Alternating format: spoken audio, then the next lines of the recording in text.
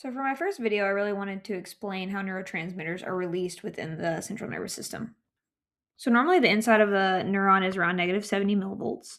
However, as a stimulus arrives, it changes the inside of the cell from around negative 70 to negative 55 millivolts. And this is known as the threshold potential.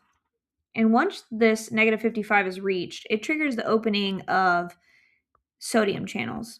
And sodium rushes into the cell, changing it to around positive 40 millivolts. And this reaction happens over and over again down the axon. And this is known as the action potential.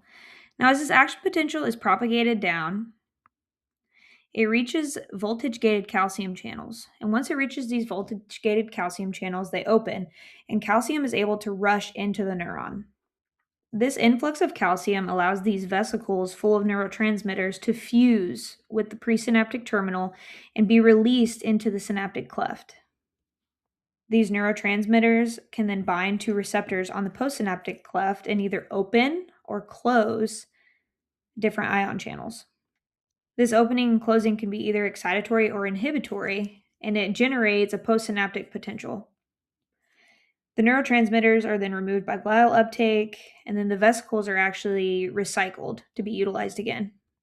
Understanding how this works is important because drugs like propofol and etomidate or ketamine, they utilize these receptors, which allow us to alter consciousness. Thanks for following along to this video.